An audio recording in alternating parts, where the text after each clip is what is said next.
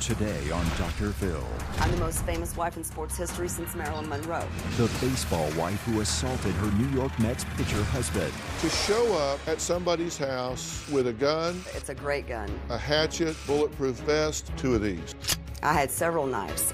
It was all just thrown in my purse. You just carry this around in your purse? Her side of the story. I was actually laying on the bed thinking we were gonna have sex. And the secret recordings of the confrontation. Give me some money so I can leave town. There was a warrant out for your arrest for murder. It was the single most traumatic experience of my life.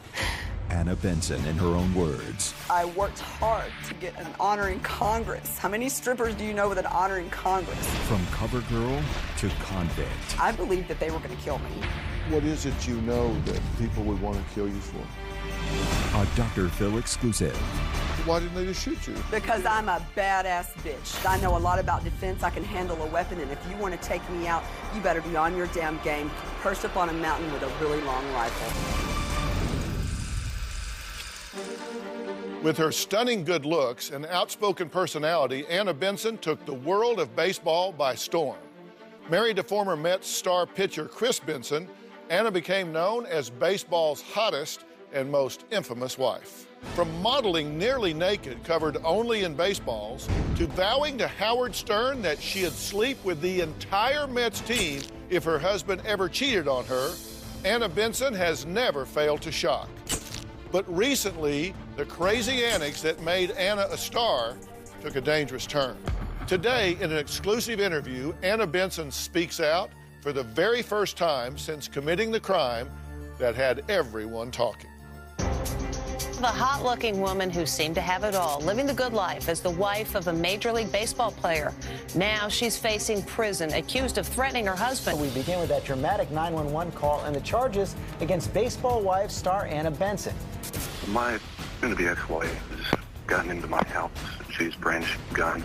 She has a gun? Police say she had a hatchet, knife, ammo belt, expandable baton, taser, and this. She's wearing a bulletproof vest. When she married Chris Benson, FHM magazine dubbed Anna baseball's hottest wife. But the former stripper has gone from posing in Penthouse to the Big House. The 37-year-old beauty became nationally famous for her outlandish behavior. Last year, Chris filed for divorce after 15 years of marriage.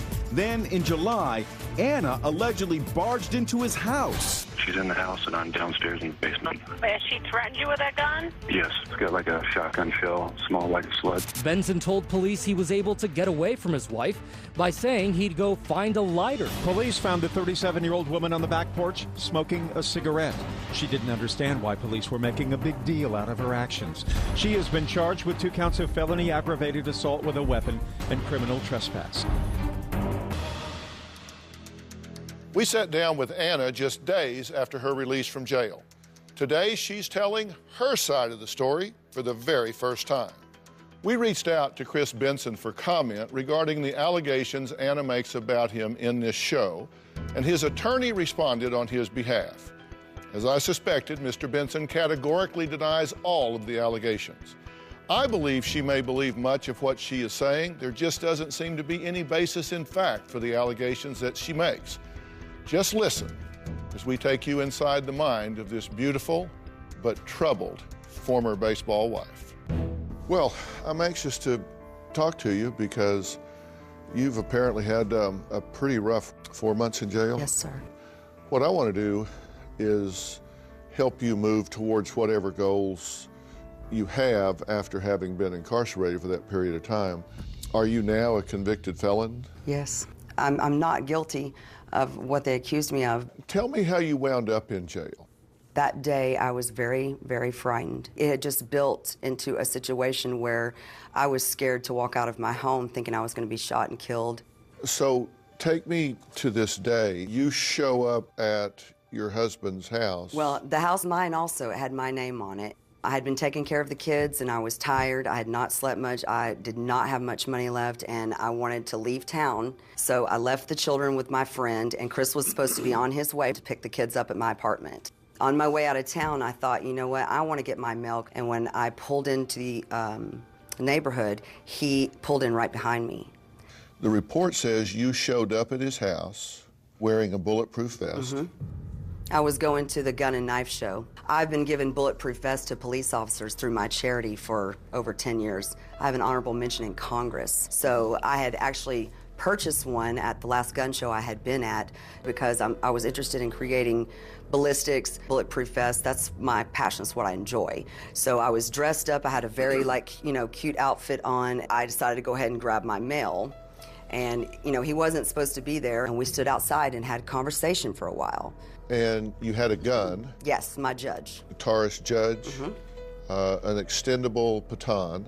2 of them I had. And a knife. I had several knives, and I had a hatchet.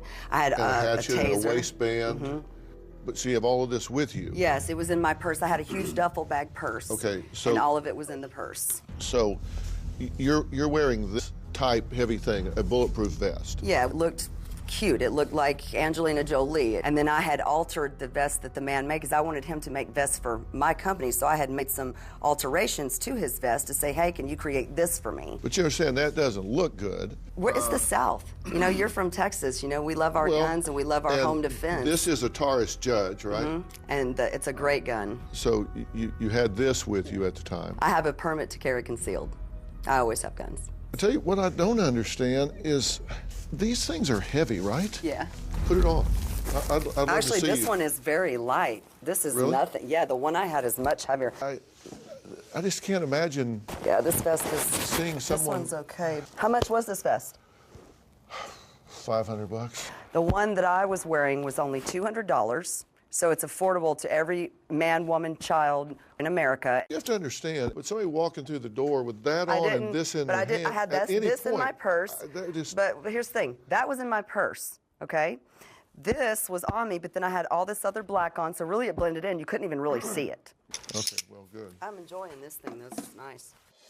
I had been wearing it for months. I was having someone threatening my life, and so I was ready. So you walked around your house Yeah. with this on in case there was a home invasion. If the threat level was high, and if I was getting a lot of activity on my computer and, different emails or texts or threats, or if I saw his car coming by the house, because I had cameras set up, then I would wear my vest for the just in case because I didn't know what was going to happen. All right, well, let me ask you something. You're on your way to a gun show. You've got an ammunition belt around your waist. That I made. Because I've been to a lot of gun shows. You can't take ammunition to a gun show. It was in my car. It was around your waist with bullets in it. Well, I wasn't planning to walk into the gun show with it, but I was planning to take the belt, because it was just a regular Dolce & Gabbana belt that I attached a holster to. So you had a Dolce & Gabbana ammunition belt. Right. You had a hatchet. Was it this type hatchet? Yes.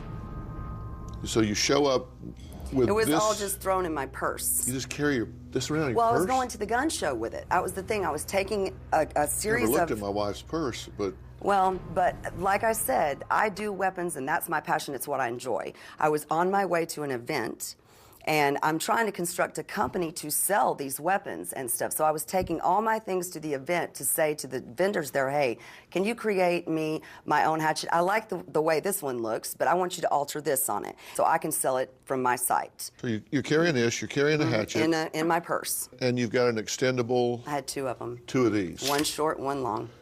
And it was this that you broke the computer monitor with. Yes, and I'd do it again. And so you whacked the computer. He had probably 11 or 12 phones. He had 5 or 6 iPads, 2 or 3 computers in the bedroom. And when I saw it, I was very enraged because he had been hacking me and tracking me. And I said to him, we're gonna smash all these electronics and throw them in the trash. And he told me no, to my face. And so I just smashed the computer. In light of, everything that he's done, I feel like me losing my temper and whacking his computer is very small in comparison. I did not point a gun at him. I did not swing a baton at him. I would never hurt that man. I love that man. He's laughing on the 911 call. He's obviously not afraid. Well, I'm going to actually play you a little bit of that here. Yes, my soon-to-be ex-wife has gotten into my house. She's brandishing a gun. She has a gun? Yes. Where is she right now? She's in the house and I'm downstairs in the basement. What, has she threatened you with that gun? Yes. What? Okay, what is she wearing? She's wearing a bulletproof vest. She's wearing a bulletproof vest? Yes. And she threatened you with a gun? Correct. You said you're down in the basement? Who else is in the house with you? Nobody, just me and her. Okay. I just got my hand on the back door in case I hear her come down the stairs. Okay. Can you hear her upstairs? Oh, a second. Just tell me if you can hear her, okay? I can hear her all the way upstairs, but I'm just going to get out of the house right now and just go to the next door neighbor. Okay. You're on a cell phone? Yep. Stay with me on the phone. I want to make sure you're safe. Okay. He doesn't there's sound more. very afraid to me. I was actually laying on the bed thinking he was going to come back upstairs or wherever he was and we were going to have sex. Seriously, because the conversation had calmed down between us and I was laid out on the bed and he asked me, you know, This is well, before how or much? after you smashed the computer screen? After. Oh. And things had calmed down between us and he had just said, well, okay, fine, because I said, can you just give me an advance on my settlement money? And he said, yeah, how much do you want? And I said, well, what about $30,000? And he said, okay, that's cool. Well, he goes, the checkbook is in the kitchen. I said, okay. And I said, do you have a light? And he goes, yeah, I think I got a lighter or whatever. And, you know, usually if I'm laying on the bed and I'm going to smoke a cigarette, we know what that means. And so he left the room and I just was laying there waiting on him to come back and he didn't come back. And what'd you do then? I just got up and went to the kitchen to look for the lighter and went out to see if there was one outside where the grill was on the back deck. And the next thing I know, there's the police. Coming up. I'm so mad. I have nothing other than complete and utter. I'm gonna get you so hard. I wish I would have whacked him one time. I'm just saying. And later. You've had a very interesting past. In 1996, there was a warrant out for your arrest for murder. We now return to the baseball wife who assaulted her New York Mets pitcher husband. Former Major League Baseball pitcher Chris Benson was hiding in the basement of his Smyrna home when he called 911 this week. My soon-to-be ex-wife has gotten into my house. She's brandishing a gun. She has a gun? Yes. She was armed with a gun, a knife, a hatchet, and a baton. In order to better understand why Anna made the poor choices she did, it's important to listen carefully to her thought processes and the inner demons she's struggling with. Now, I believe Anna's theory might well spring from what she's saying to herself about what's going on. There's absolutely no evidence that we've been able to find supporting Anna's allegations about her husband, Chris Benson. Here's more of our conversation. Well, the police said when they got there, you were in the back of the house, and they said that you were shocked that he had called the police. Yeah, I was. But at the same time, not really, because of all the other, like, he's very unscrupulous. He is a complete and utter liar. I never understood what was wrong with him until he left me, until I happened to stumble across a website that talks about psychopaths, and he fit all 13 symptoms. And so that is like something notorious that they would do, is to, you know, set you up on something like that. I had a permit to carry my weapon. I had on a bulletproof vest that I had purchased for several reasons, but the main reason was because of what he had been doing. I was scared to death. And so I'm trying to protect myself, number one, and number two, I'm just trying to go out and earn a living and make some money. I decided that I was going to go and try to earn a living with what I knew best, which was firearms and ballistics and what I enjoyed. And he knew what I wanted to do. I mean, I even named my company Major League Ballistics, which I still intend to take that company to the top. Well, were you wearing the bulletproof vest because you were on your way to a gun show? Both. Or were you wearing the bulletproof vest because you were afraid somebody was going to shoot you? Both. I would go to bed with that vest on, which was extremely uncomfortable because I was threatened with home invasion. So you were wearing it because you thought... No, I knew, and I was told I was going to be killed. Did you call the police? I did tell the police, and they told me that there was nothing they could do because, ma'am, we can't locate him. That's what they would say to me every time. And when I go to the police, the FBI, the ATF, everybody over and over again saying this is happening to me, they don't pay me any credence. But you say you were going to his house to get money. No, I was going to get my mail. That's it. I did not expect him to be there. But and you he asked rolled... for money when you saw him. Yes, I did ask him for money when I saw him. And he said, how about $30,000? Well, no, we were outside talking about money at first. He was just like, you know, screw you, and went into the house, and then I just went in behind him. And so then when I got in the house and I saw all the computer hacking equipment, and the tapping and tracking and the stuff he had been doing to me, and I saw it all in his possession. I became very lit up because he almost drove me over the deep end. He terrified me and he didn't care. And then I just felt like it was so unjust because I did my due diligence. I went to the police over and over again, first of all. And I was alone in the whole situation. I don't have family. My parents have never treated me right. And when there's money involved, nobody wants to be with you if you don't have any. So everyone abandoned ship and went with Chris. I'm still in love with the man. I'm point blank, he broke my heart. But he had no reason to be afraid of you when you were at his house. Look, we've been married 15 years. He knows his wife. He knows I wasn't gonna hurt him. I don't have that in my heart. I've never hurt anybody in my life. I don't even spank my own kids for the most part. Well, you know he recorded you while you were at the house. It was nasty. My lawyer said I was screaming at him, and I was because I was in hysterics. But that's the game he plays. You don't hear what goes on before it. Well, you can tell me what, and I will play it. I don't remember what was said by him, but it was definitely inflammatory. Well, let's listen to his recording of this. Next time, you need to think in your little mind about doing something like this to me. This is going to be your example. This. The little span of time me and you have right here. You'll never forget it. Okay. And he won't. So, give me some money so I can leave town because of your you piece of Now, you can't hear him speaking, but he's speaking. Because this is what's going to happen in this whole house.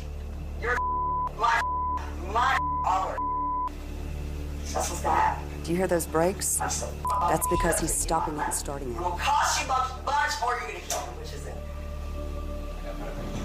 Really? Yeah, bitch. You just hire a little horse. You don't do because you're a bitch ass. You hire people. And I'm still here, aren't I? I'm mad. I'm so mad right now. Look here, I have nothing for you. Nothing other than complete and utter. I'm gonna get you so hard if you don't give me some money right now. But even then, I still gonna get you. Cause you're a piece of Who the does what you do? A psychopath. He's starting this recording so he can say things in between. Number two, you don't hear what was said before he pushes play. I wouldn't change a thing other than, guess what? The way I feel now, the fact I had to cop to a felony, I wish I would have whacked him one time. Because if I had to eat the felony, I'm just saying, he deserves every bit of everything that I said. When you say you wish you'd have whacked him one time, what do you mean? Coming up. It was the single most traumatic experience of my life. It's another reason why I like defense weapons and I like bulletproof vests and things like that, just from the trauma of that situation. We now return to the baseball wife who assaulted her New York Mets pitcher husband. Anna Benson was arrested after going to her soon-to-be ex-husband's Cobb County home, armed with a gun, knife, and a hatchet. I'm gonna get you so hard you won't give me some money right now. But even then, I still gonna get you. When you say you'd have whacked him one time, what do you mean? I just wish that I would have hit him in the knee or hit him on the hand, not in the head or anything. I just wish I would have inflicted 1 ounce of pain on him compared to the monster amount of torture, suffering, abuse that he did to me. Tried to drive me off the deep end. He disparaged my character. He slandered my name and my credibility. He made a fool of me. Well, you know, there's an old saying, hell has no fury like a woman scorned. And that's the thing, I was still gonna take him back after that. But what I can't handle, what I cannot forgive, is him trying to hurt me. He uses his powerful influence and his money to do horrible things to me. Well, as you can see, Anna appears to be convinced her husband is trying to harm her. Now, while Anna seems to believe 100% that what she's saying is true, the bold accusations she makes about her husband, Chris Benson, are just completely unfounded. Let me you for a minute. You know, we're talking about him a lot. I want to get to know you. You dropped out of school and left home at a really young age, 16. right? 16. Mm-hmm. You've had a very interesting past. In 1996, there was a warrant out for your arrest for murder. Mm-hmm. So just who is Anna Benson? It turns out she has a dark skeleton in her past involving the murder of a teenage boy. It's been 17 years since Michael Evans and his wife Romaine last saw Anna Benson. That's when she got caught up in the execution murder of their son, Michael. Anna was charged with murder but jumped bail and fled. Following a 5-month manhunt, she was apprehended. After her capture, prosecutors eventually dropped all charges. They said there wasn't enough evidence. Another man, Paul Anthony DeYoung, admitted to that. Paul, my son's father, had done that. It was the single most traumatic experience of my life. That's another reason why, I like defense weapons and I like bulletproof vests and things like that, just from the trauma of that situation. So you went on the run for 5 months. Yeah. Was it during that 5 months that you became pregnant with Paul's child? And that child was born and later adopted by Chris, right? Right. And you had a 3-year-old child at the time. Where was your child? She was with my grandparents. Now, in '98, you were working as an exotic dancer at a place in Atlanta, correct? Yes. So you meet Chris and y'all marry in 1999. Yes, he promised me the world. I'm going to take you out of the situation. You know, I'm going to give you the world, princess, if you just sign on this dotted line, this prenuptial agreement. This was like a Cinderella story. That's what I thought, but you said you had, at the time, you said, I had nothing. I had 2 pairs of panties and 1 bra, and suddenly I was married to a millionaire. We were going on a trip to Hawaii, and everyone said he's going to ask you to marry him in Hawaii. But instead, he asked me to marry him 2 days before we were leaving. And I was confused, and I said to him, you know, I thought you were going to ask me in Hawaii. And he said, no, I want to marry you in Hawaii. I've got the whole wedding planned. He was like, but first, we've got to go to the lawyers tomorrow, and I need you to sign these papers. My lawyer begged me not to sign the document. He said, this is an egregious document. He threw the pen across the table at me. But every time my lawyer would say, well, this isn't fair, and I would say something to Chris, Chris would cuddle me and kiss me and tell me, oh, don't worry about those papers, baby. You know, we're leaving for tomorrow, baby, for Hawaii. You've got to sign before we can go. I had less than 24 hours to prepare for that document. And you signed? I would have signed anything. I loved him. Right. It was never about any of that. I believed him. And then you two had a child together in 2001. Yes. And this child's now 12 years old. Yes. So we're now up to 2005, and you pose for the cover and a spread of FHM magazine. How are you feeling at this time in your life? Beautiful, happy, empowered. I was finally getting to do what I like and what I want to do, in which I'm a writer, I'm a television entertainer, I'm a philanthropist and a humanitarian. I love charity.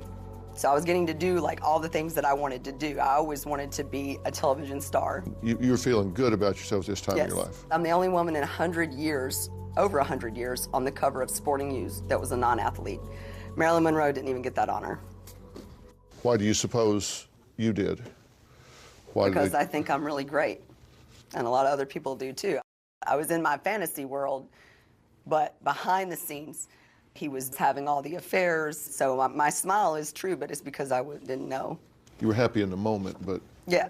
Okay. That was my infamous Mrs. Claus outfit. The Mets had made me very angry. They had gone off of rumors that I was going to pose for Playboy. So rather than come and ask me if that was the case, they instead decided to trade my husband, which I felt very judged. So, you know, if this is how you guys want to play ball, you know, then we're going to have a fun Christmas party. But they said it was the best Christmas party they'd ever had. Well, at the time that you posed for this magazine, that was roughly the period where you were on the radio and vowed that if your husband ever cheated on you, that you would sleep with the entire Mets team, including the ball boys. Yeah, it was very funny, wasn't it? I'm actually a television entertainer, so me saying something like that is very tongue-in-cheek. And it was shortly after that and the Miss Claus get-up at the party that the New York Times says, quote, Chris Benson doesn't have a good enough arm for the Mets to overlook his wife's mouth. I made it fun, and I gave baseball a totally different look. I'm the most famous wife in sports history since Marilyn Monroe, hands down. Some reporters or some people want to judge me on those things, yet they can't stop watching. But shortly thereafter, you file a divorce petition. I did. That's when I caught him with another woman. And he begged me back, and oh, I'll never do it again, and threw me a big wedding and all these things. And then I understand You filed for divorce, then you rescinded it. Because I loved him. Like, I understand. Men are just men, and I know that. And I felt like I believed that it was just her and that she had come on to him, and I believed, you know, him, and when he said that he loved me and that he just had messed up, and like everybody deserves a second chance. And I just wanted my family to stay together. Chris Benson acknowledges that while he and Anna were married, he did in fact have an affair. He says that he and Anna briefly separated but quickly reconciled and remained together for the next 7 years. We'll be right back. Coming up. I worked hard to get an honor in Congress. How many strippers do you know with an honor in Congress? We now return to Dr. Phil's exclusive interview with Anna Benson. Did you have a bodyguard? I did. Would that give you some comfort? He wasn't around very much. I can't really get into this too much. I'm going to tell you off camera and off the record. Don't tell me anything Okay. off the record. If you're telling me, I want to be able to use anything I can to help you, so I want everything on the record. Here's what, let me ask you what I know. He was only around every now and then because I couldn't afford to pay. Okay.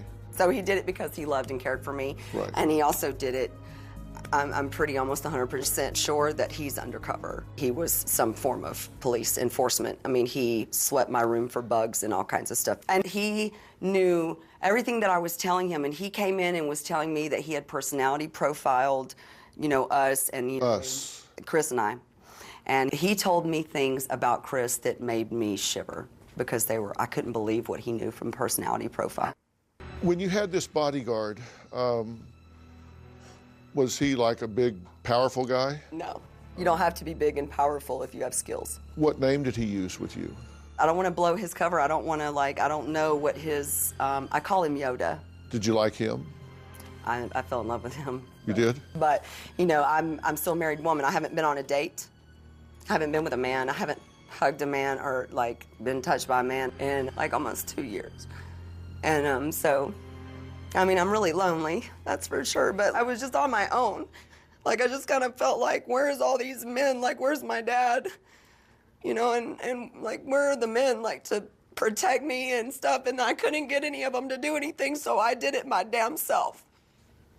And I'm proud of every single thing that I did because my intentions were true and they were pure.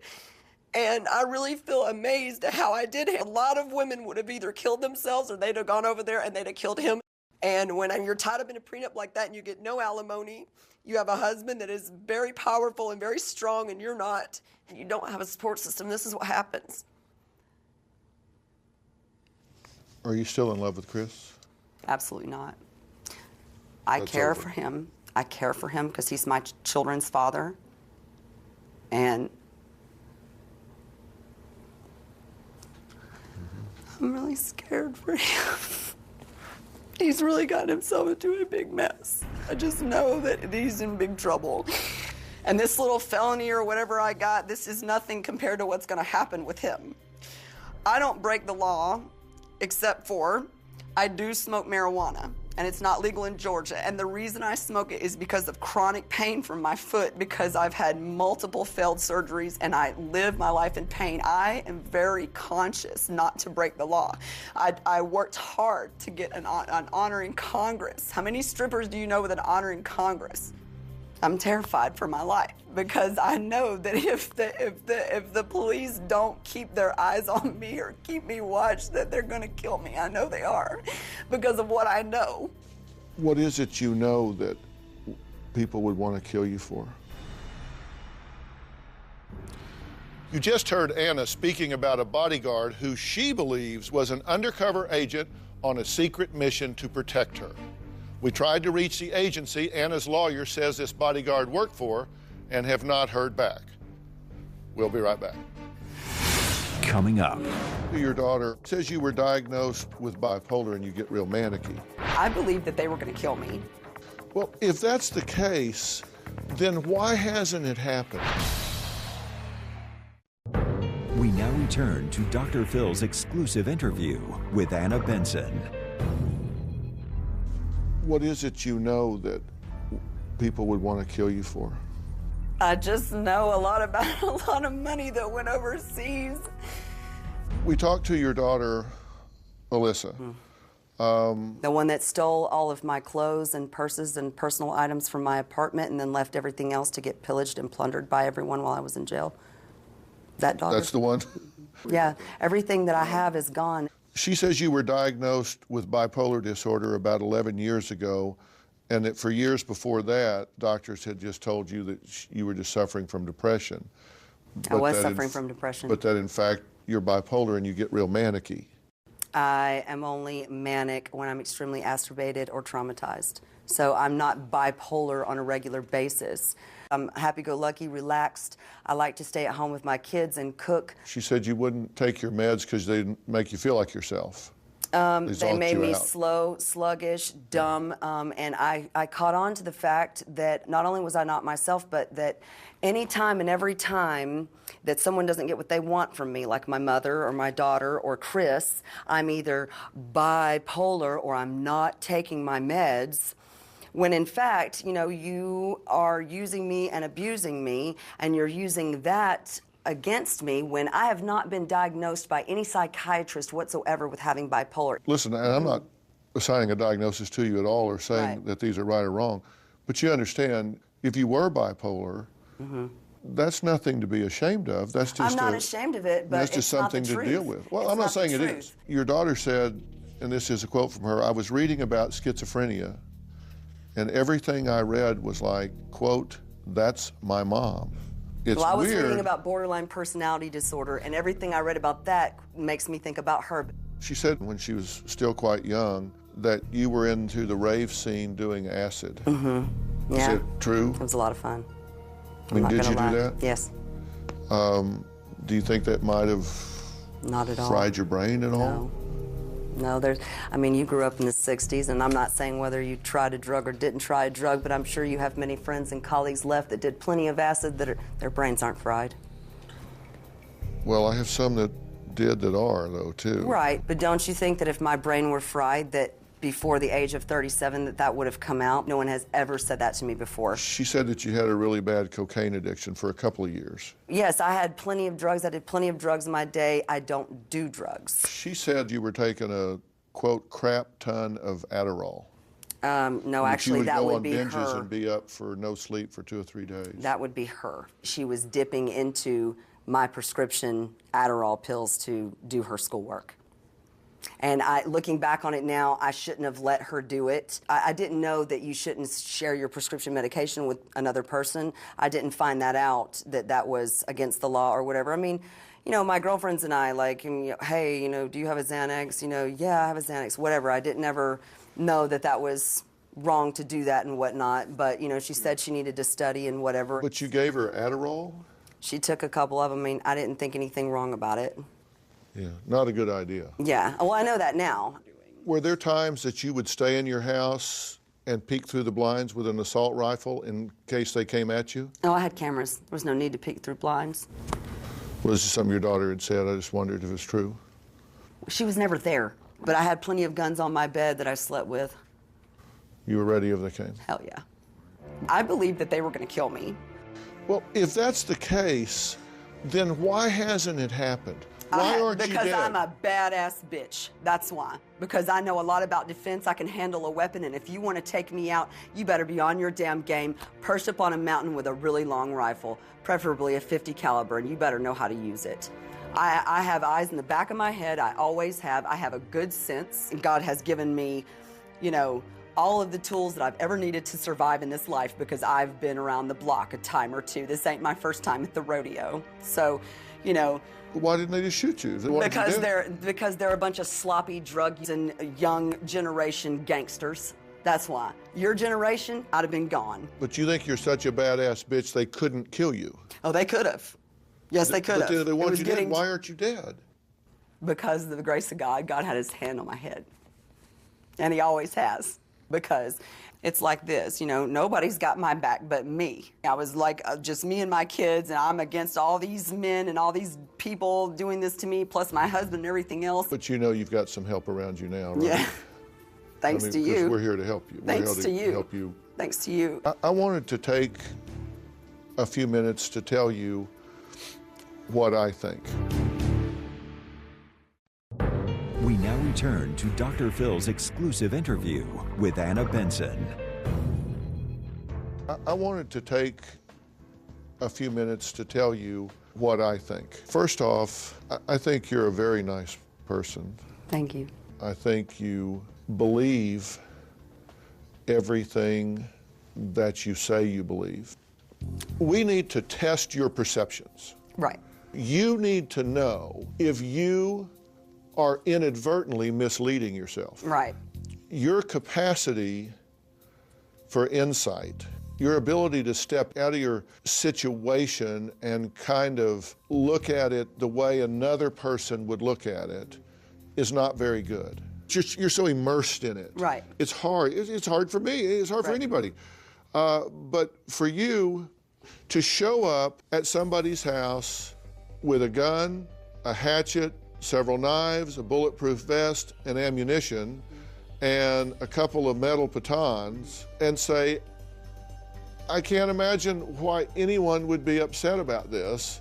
But, all I did was have hit a the computer proof. monitor. I have the proof of where I was going. I have the directions to the show in my car. But I have hear my what I'm company. saying. Hear what I'm saying. Everything. This is where I'm saying you're missing insight, is that you have to understand that that is inappropriate behavior. Right. It is wrong to do. That doesn't look good. But it was never my intention. My intention was to get my mail, period. Now, what happened after that was me caught in the swarm. At a minimum, it was hugely poor judgment on your part. Huge. I didn't have anyone advising me, helping me, or now I do.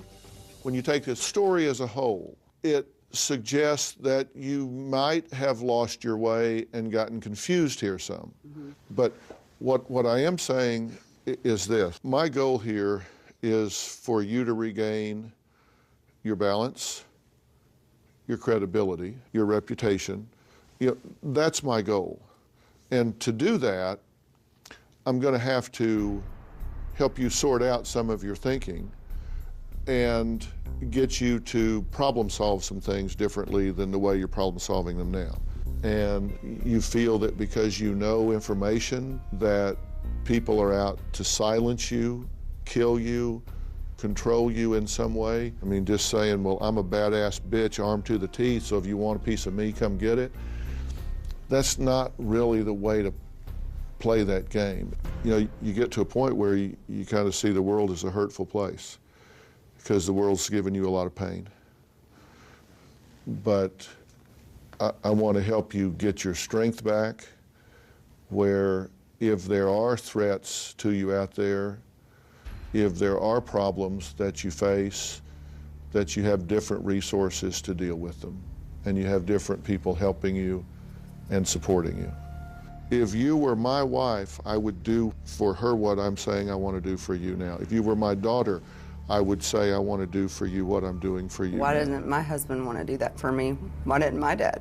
I don't know, and I'm sorry that that's the case. I just don't know why he would put me through this. I don't know why he would mess with my brain like that. He knew exactly what my weaknesses were being my husband. He knew how to attack me, which the only way to attack me is psychologically because I'm so intelligent and strong. Maybe he's not doing it at all. Maybe it's not what he's intending. Maybe when at the end of this, you'll say, thank you for keeping a close eye on our children during this very tough time. My point is, help is being made available to you now. And I want you to embrace that help. We now return to Dr. Phil's exclusive interview with Anna Benson. Ben is someone that I've worked with for a good while, and he's been listening to what I've said to you. And Ben, what we need to do is help her get better, whatever that means. We're really, really looking forward to working with you. I mean, I'll give it 110%. Well, we're going to need 110%. And I don't do anything half-assed, so. Well, we don't either, and together I think we're gonna make a bunch of headway on starting to heal and feel safe. I think some of it is an ugly reality, but there's a right way to cope with it. Right. But the goal is to get you better and get you back, with your children and back on your career path and back doing whatever you want to do to be healthy and happy and fulfilled. And That's all I want for you. Can we make that our goal? Absolutely. Thank you so much. I appreciate it. Take care of yourself. Anna Benson still has the spark and fire that made her a star. Hopefully, with the proper help, Anna will be able to get her life back on track. Anna has agreed to go to Origins Recovery Center in Texas. We are committed to help get to 100% health. We want to be clear that we feel the accusations Anna has made against her husband, Chris Benson, in this program are false. And we welcome Chris to appear on the show anytime to tell his story. His attorney expressed to us that Chris Benson's priority is, of course, the welfare of their children, and I could not agree more, which is why we will continue to support Anna during her recovery efforts. It is in the best interest of the children to have a completely healthy and stable mother. Thanks for watching, and we'll see you next time.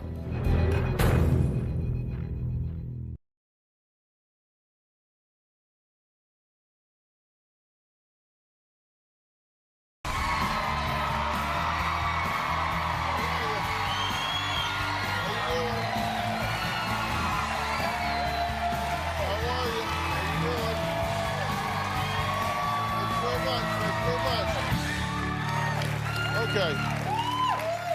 All right, I want you to take a look at something with me. Look at this cell phone exchange. The friend says, "You okay?" Samantha, "I am at the moment, but who knows when he's going to explode again." Friend, "Do you want me to come get you to at least get away for the day?" Samantha, "Well, he left. I don't know where he went. Do you want to come hang here with me?" Friend, "Honestly, I'm scared if he comes back and I'm there. The last time I was there, he was mad that I was there." Samantha, "Okay then." Friend, "I'll come get you and bring you here, but you just said he was threatening to kill you with an AK-47. You shouldn't even be there. You should want to leave." Sadly, my first guest, Samantha, didn't leave. And eventually, the inevitable happened. Adam and I have been married for 4 years. We have a 6-year-old daughter and a 2-year-old son. When Adam first got back from Iraq and was discharged from the service, everything was great. It wasn't until a few months into him being home where things just really started to get very bad for us. He was drinking and using drugs, and then we began to fight all the time. I would be called ugly, nobody loved me, my family hates me, my son doesn't like me.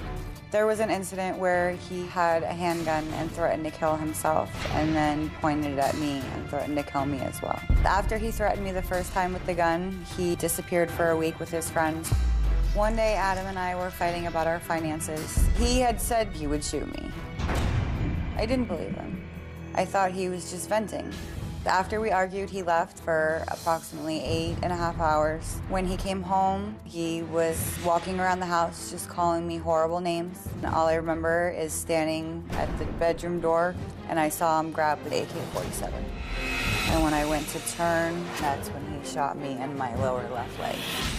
I at first was in shock, and I said to him, "What the, you just shot me?" The barrel of the gun was probably this close to my leg. I'll never forget the look in his face after he shot me the first time. It was a look of pure satisfaction. It was like he had the devil inside. I thought that he was gonna kill me. I was shaking so bad that I wasn't able to get my phone unlocked to dial 911, and I turned to sit on the bed, and then that's when he second shot in the back of my right leg. He grabbed the phone out of my hand and threw it against the wall and broke it. I was begging him to please call 911, that if I didn't lose my leg, I was gonna die. There was so much blood. Finally, he called 911. I was just screaming for help in the background. "Help me, please help me." There was 55 minutes in between the time that he shot me and the time that the SWAT team and paramedics were able to come into my home. That 55 minutes was the worst time of my life. I've never been more terrified. Adam is currently charged with aggravated assault with a deadly weapon. I believe that he did try to murder me. Samantha has had 5 surgeries and skin grafts to her legs and face. It's been a long road to recovery, but she is here today. So Samantha, please come on out. Samantha, it's good to meet you. Nice to meet you.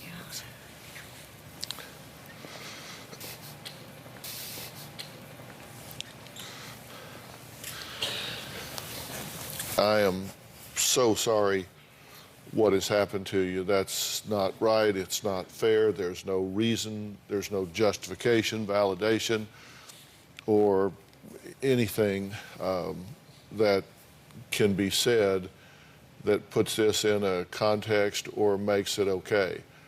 Tell me how you're doing physically. I'm very challenged.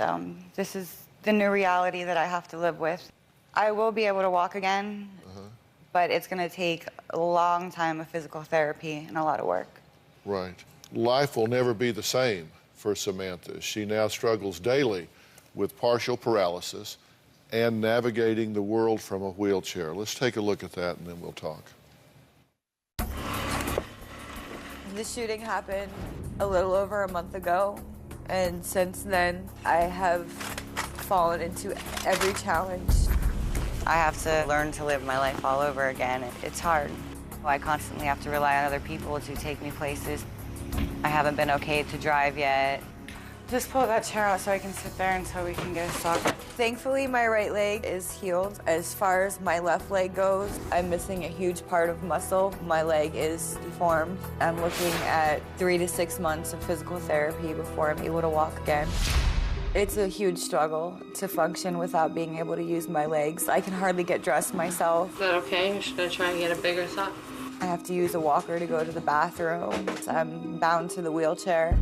I can't take showers by myself. The biggest emotional challenge has been trying to wrap my head around how someone who claims to be in love with me could do such a horrific thing to me. I try to be optimistic, but this has brought a huge depression in my life. Why do you think this happened? I honestly don't know why this happened. I don't think anybody except for him will ever know why it happened.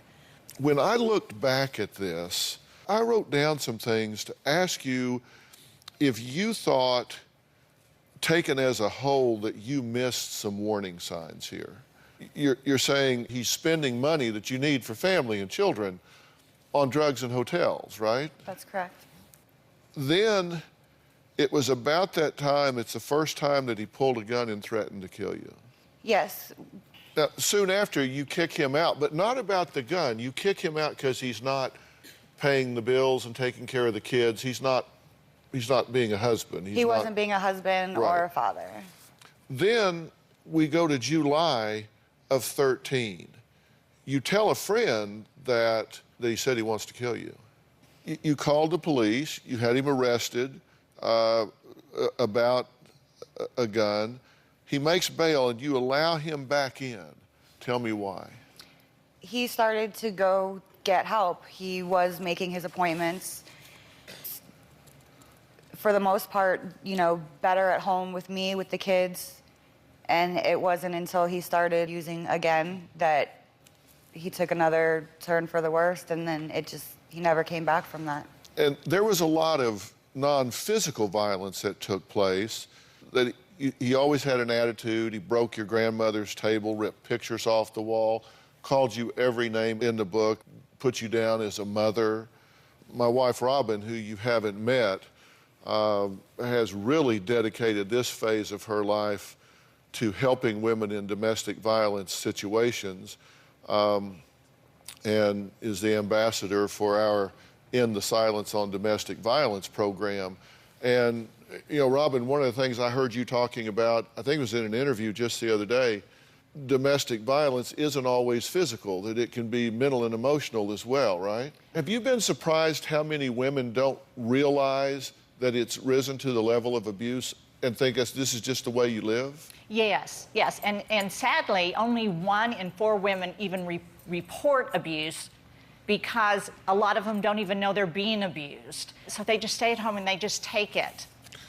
Now, in this situation, she is essentially describing you at different points. You never said to yourself when you guys were going back and forth and he was being ugly and saying things, that wasn't something that you considered actionable, criminal. It was just kind of, well, this is a rough patch, you called it. Yeah, he admitted to me many times that the reason that he would call me those names and he treated me the way he did was because he didn't want me to leave. It was because he loved me so much. Even after he shot you, though, he refused to let you call 911. Correct. He said, you're just being greedy. You're just being selfish. Oh, you care about your legs. You don't care about anybody or anybody. He shot you twice with an AK-47, and he's calling you selfish. Yes, he was upset that he would never see his kids again if he went to jail. So he was more worried about that. And when I was begging for help, he didn't care very much. So why does somebody do this? We're going to answer that question. Now, we reached out to Adam Brown's family, and they said, well, there's another side to this story that needs to be told, and that this is an issue that may affect more people than you would ever think. We'll be right back.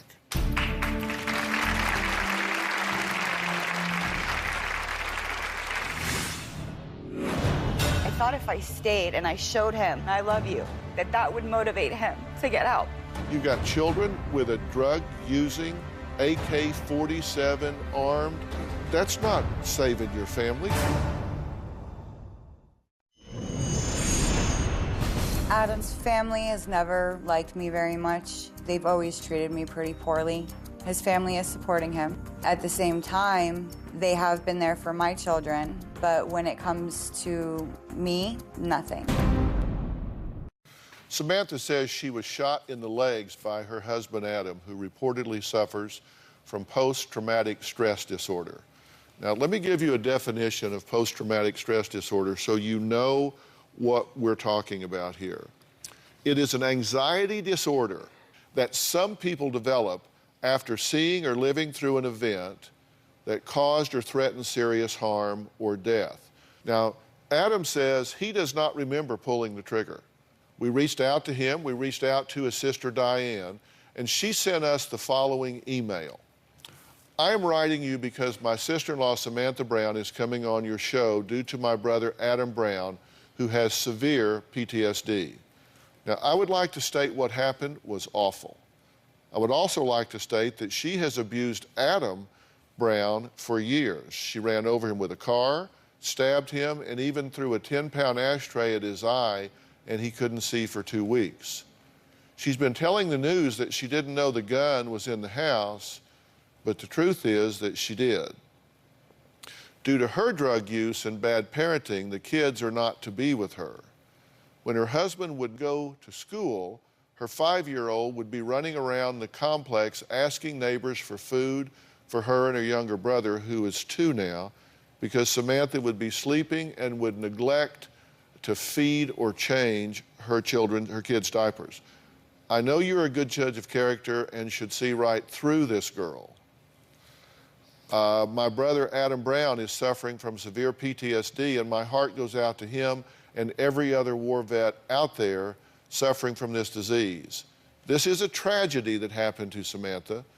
It's also a tragedy to Adam, who has to suffer from this disease, who loves his wife and kids and wouldn't hurt a fly before the Army and now. So what's your response to that? I'm amused by that. I never hung out with Diane. We've never been friends. We've never gotten along since the first day. She was telling me all kinds of stuff to stay away from Adam. He's a bad person. So for this, I don't even know what she's thinking, to be honest with you. Okay. You say there were times that you were physically combative with Adam. Absolutely. I'm not going to sit here and lie and tell you that the arguments weren't bad. Did you run over him with a car? I didn't run him over. We were in a parking lot, and he got out of the car, and I went to take off, and then I went back to get him, and I hit him. But it wasn't intentional. I couldn't see him. If I had hit him intentionally, I would have just done it. were there what I call discontinuation criteria here that looking back, and again, I say 20/20 hindsight, looking back, that you say this was a deal breaker a long time ago, I stayed too long? Should you have gotten out of this relationship a long time ago? I honestly feel that I did everything that I could. Granted, this is what happened to me for staying, but I wanted my family. I still love my husband, and I would not change trying to save my family at all. If your mate is addicted to drugs and does not get serious professional help, I mean, right now, you're no longer living with your mate. You're now living with a drug addict. If they begin to abuse you mentally, emotionally, physically, spiritually, any way that they abuse you, that's a deal breaker. There are deal breakers where you have to say, that's it. This is not a family. This is not a marriage. And I am not going to be with this person unless and until an objective, independent professional tells me it's safe to go back there. You have children in that home, as you mentioned. You've got children with a drug-using, AK-47 armed and firing a weapon. That's not saving your family. That's putting yourself and your children in harm's way. Absolutely. But, and for me, if he was sick, if he fell ill, I wouldn't just bail on him and leave him to fend for himself I wanted to be there to support him. And I thought if I stayed and I showed him that I'm here with you no matter what, and I love you, that would motivate him to get out. Right. And there's a point at which you focus on why, and then there's the point at which you focus on what. And you can focus on why he's doing what he's doing, and we're going to do that in just a minute, but then you also need to focus on what he's doing. Because if somebody is shooting at me, I don't really care why. At that point, the what matters. What's happening is I'm getting shot. Why right now isn't important to me. And so we have to make those distinctions. And so if your husband is abusing you and therefore exposing your children to that kind of violence, we can worry about the why after we stop the what. After we stop the what's happening, then we'll worry about the why. And I'm saying this because I want you safe. And if you were arguing and throwing ashtrays at him and stabbing at him and hitting him with a car during a fight, or I don't care whether 10% of that, 20% of that's true, all of it's true or whatever, that's not good for you. It's not good for him, and it escalates terribly. After all of this, why were Samantha's children taken away? What's going on there? We're going to talk about that next, and I'm going to talk about what I think contributed to this man turning an assault weapon on his own wife. We'll be right back.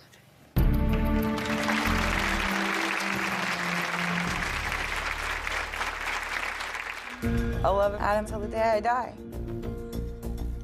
I would have stayed with that man for the rest of my life if he just would have gotten help. I wanted it to be back to the way it was when we first got married. I believe in time I'll forgive him, but I don't think it's going to be anytime soon. Adam is currently being held for evaluation in a mental health facility. If it turns out that he doesn't have PTSD, I want him prosecuted to the fullest extent of the law. I believe that he did try to murder me. I think his intention was to kill me. He should be charged with attempted murder. Well, Samantha says she is currently in recovery after her husband turned an AK-47 on her, opening fire during an argument at their home, where he shot her in both legs. Now, both of her children were taken away by CPS. The state is claiming that because of the prior incident with his handgun, the fact that I stayed, I put my children in harm's way. Because of all of this, I am not allowed to see my children. My kids are staying with my sister.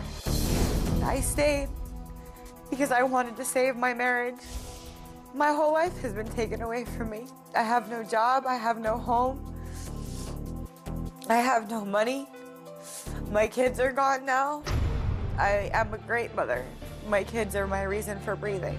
Knowing that I have to have supervised visits and I have to set an appointment to see my children, it breaks my heart.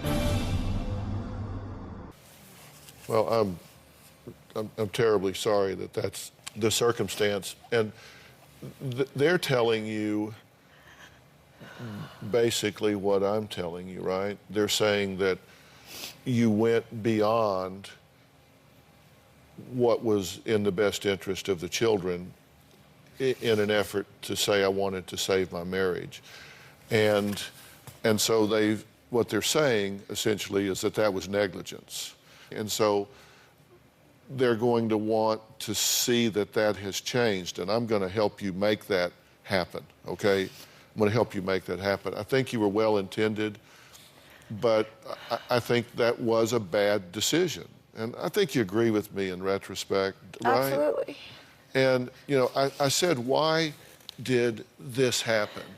And I want to talk about that for a minute.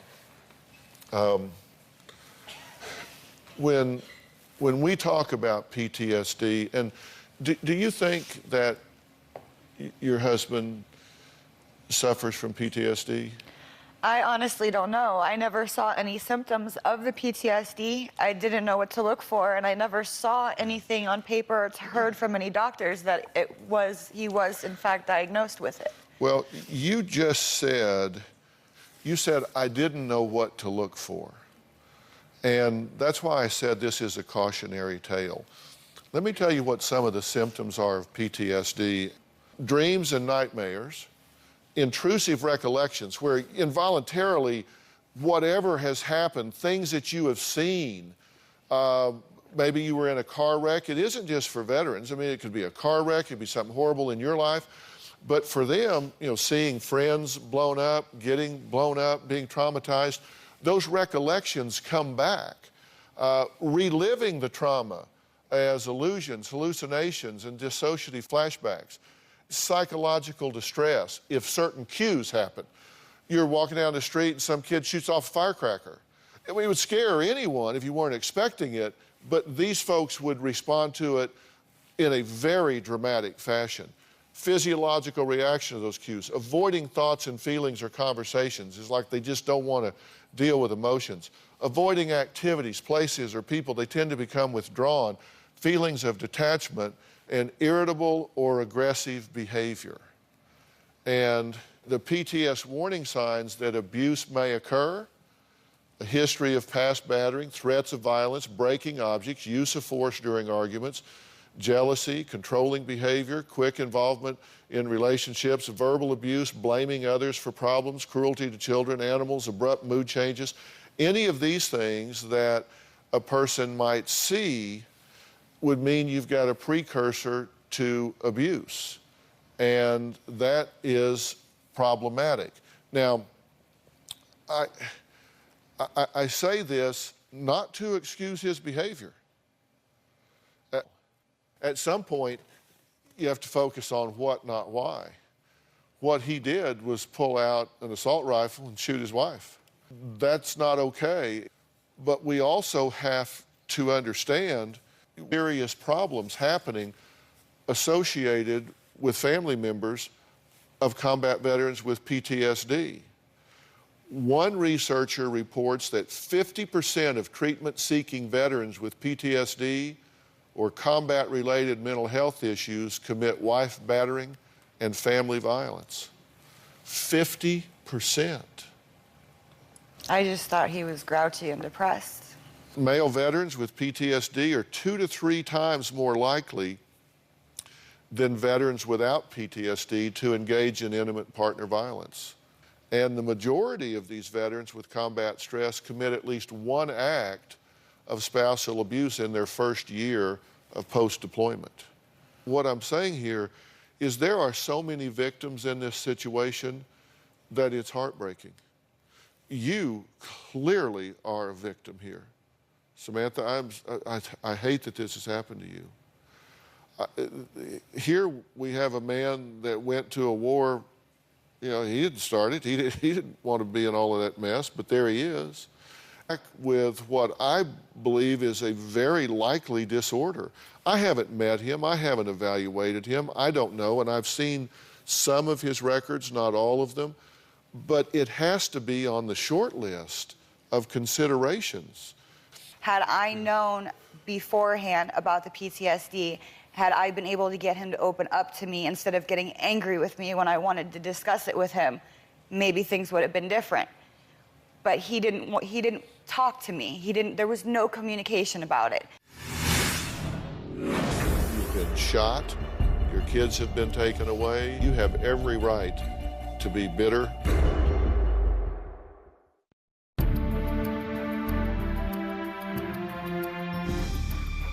We did reach out to Adam's family for a statement. It's the following letter along with a copy of some of his psychological report from the VA.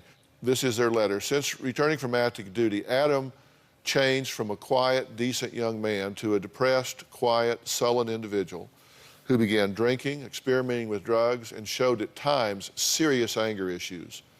He's been hospitalized on numerous occasions at the VA for depression, alcohol abuse, and drug abuse. He experienced several seizures associated with medications prescribed and was reluctant to continue taking the medications. He's been steadily going downhill, and his family feels he has given up. His attorney unsuccessfully attempted several times to have Adam transferred to the VA for treatment, and the VA claims not to have the facilities to treat him. We continue to not only try to help Adam, but also his wife, and especially his 2 children. We are deeply sorry for the events that took place, but feel the proper medical attention was seriously lacking. Thank you for your help, the Brown family. So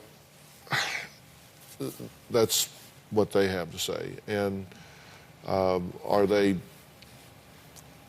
trying to kind of minimize and excuse? And I mean, they're his parents. I totally understand that, and I agree with everything that they stated in that letter. The only thing is, as far as supporting me, I've talked to his mom 2, maybe 3 times since this happened. Not to his father at all. The only time I talked to his grandmother was when she called and asked me to call the DA on his behalf. So as far as my kids, yes, absolutely, they take my children every weekend to help my sister out. They're wonderful to my kids. I'm not gonna sit here and dispute that. Everything they said is true. You know, he was an amazing person. When he came back from Iraq, he was completely different. Okay, and you see what I'm saying, and again, I am not excusing, and you have every right to be bitter and upset, and I mean, you've been shot, your kids have been taken away. This is a horrible situation and circumstance. Has CPS given you an action plan for getting your children back? I'm still waiting to hear from the case planner. They were supposed to call me. I haven't heard anything yet. Well, I can tell you what some of that is going to involve. It's going to involve some training as a parent.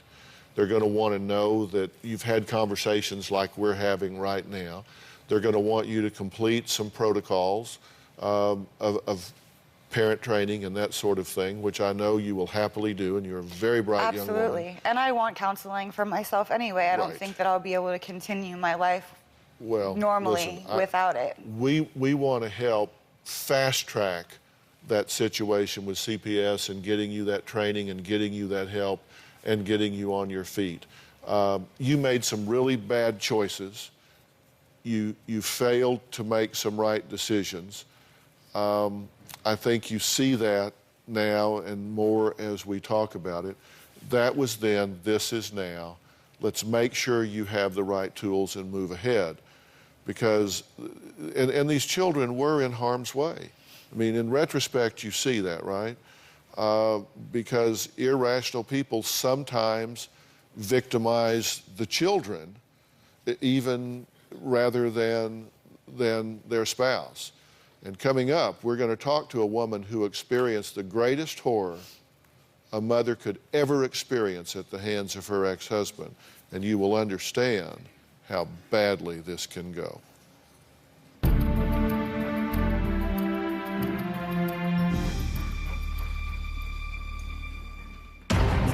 There were no signs at all that Andre was a violent person. I didn't kill my son, I shot myself.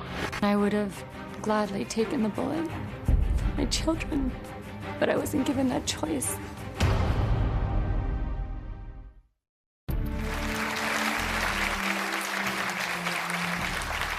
My next guest, Lori, says when she got married, she thought her husband was the love of her life. She never imagined he would turn into this. I was married to Andre for 11 years. We had 2 children, Alec and Asher. Everything was great until he revealed that he was living a secret life. He said he had been with 27 prostitutes. I was shocked. Ultimately, I decided to divorce him. He was angry and wanted me back. There were no signs at all that Andre was a violent person. On March 30th, I dropped Alec and Asher off to Andre. On March 31st at 7 in the morning, my cell phone rang. I saw that it was Andre. I didn't pick it up. 2 minutes later, my old neighbor called and said, "Lori, the SWAT team is at Andre's house." I pulled up to the complex, and I knew something was horribly wrong. I didn't shot and kill my son, I shot myself. You did what? I asked the officer if Alec was okay, and he said no. He shot Alec. And then I asked if Ashley was okay, and he said no, he killed him too. One moment, my life was normal, and the next minute, my life as I knew it vaporized. And then I asked, what of Andre? He shot himself, and the bullet just went out his cheek. Sir, where did you get shot? What part of your body did you shoot yourself? Okay. Like this. So there were 4 bullets, one for Alec, one for Asher, one for me, and one for him. And I would have gladly taken the bullet for my children, but I wasn't given that choice. The murder-suicide note said, "You're gonna be alone for the rest of your life."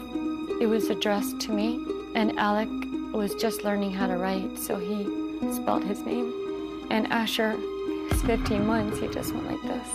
The Valley father who shot and killed his 2 young sons has been sentenced to death.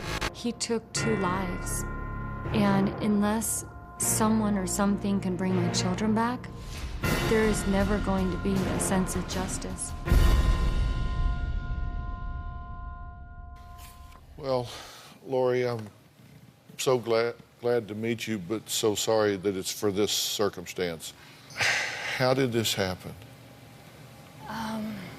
I don't know what was going on through his mind. I married my best friend. I loved him, and he was a great guy. We had everything. I don't know how someone gets from one place to the next other than he had a thought that it would hurt me, it would destroy me if he hurt the children. But why did he want to destroy you? When I first found out that he was with an escort, we went through 18 months of intensive family counseling. Right. And I was calling his bluff. I said, "I know that you've been with more women than that night," expecting him to say no. And he turned around and he said, "You're right." And it was surreal. And the next morning he came down and he said, 27.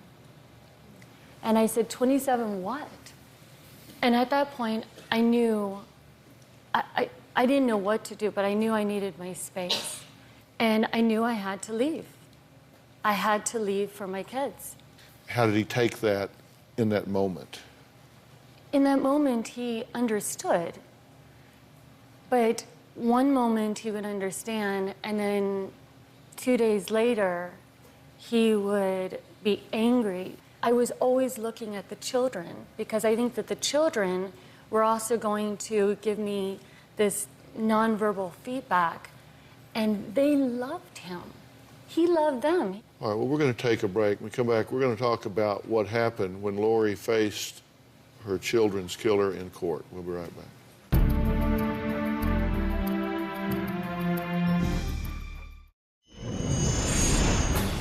Every day I wake up and I live every parent's worst nightmare, that their kids were killed. But I can't live in that space. And I'm not just going to survive. I'm not going to live here tormented by what happened to my children. I live as if nothing is forever. It's just for right now. Well, we're talking with Lori, whose husband, Andre, is currently in prison on death row for killing their 2 small children during their bitter divorce. Now, Lori says she got the last word in court when she faced off against her ex-husband. Let's listen to part of the audio tape. I have waited almost 3 years to look at you and to tell you a few things. I have never imagined that I would be standing here facing you as the murderer of our children.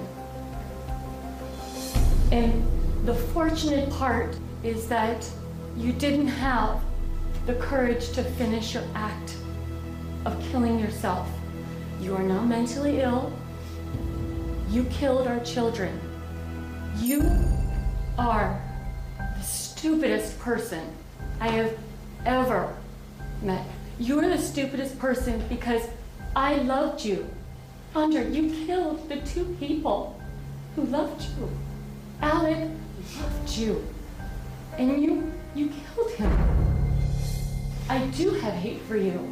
But you know, I also have the ability to love. But my happiness does not lie in Alec and Asher. It can't, or I'll die. It lies within me. And you couldn't take away my happiness. You are 100% responsible for the death of Alec and Asher. And you know it here. I miss them every day. They're so sweet. They're so sweet. Of course they are. And Thank you. How are you coping with this now? How are you changed? Well, you know, one moment my life was normal, and the next moment I couldn't recognize my life. Have you grieved the loss of these children? I grieve. I miss them. Every day. Every day is Mother's Day without my kids. Mm-hmm. You know, there's grief, and then there's trauma, and then there's this. And the person who is supposed to protect them, you know, as parents, we believe that we're supposed to protect our kids. And for a long time, I blamed myself because I was supposed to protect them.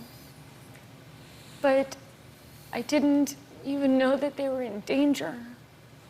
So I've traveled 1,000,000 miles grieving their loss, and I still do.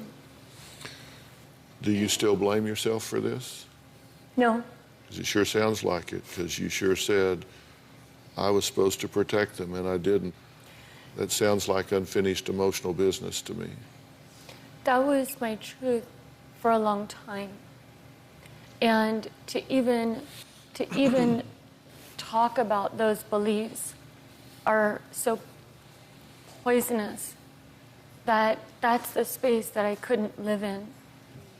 We're going to talk about how to move forward even from the most horrific of circumstances when we come back.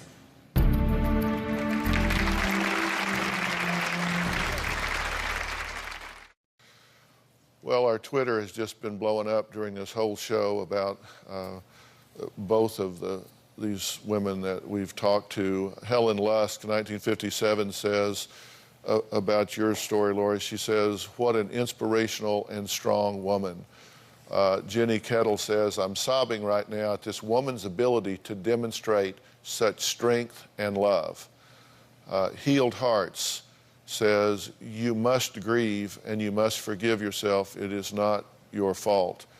And that came in right before we actually talked about that. And so at this point, you know, people are looking at you and saying, how do you put one foot in front of the other and keep going? But Lori did find love again. She's married to her current husband, Alejandro. She married him on September 17th of 2011 and is now a stepmother. And is now a stepmother to his 2 young daughters. So may God visit you with peace for all the rest of your days. I mean, seriously. You know, we talked earlier about PTSD. I'll put all of that information for you on drphil.com so you can recognize if maybe you're in that situation or a loved one is, and then you know how to reach out for help. I want to thank all of my guests today. Thanks for being here so long. Thanks so much. Take care of yourself. We're going to help you get those kids back, all right?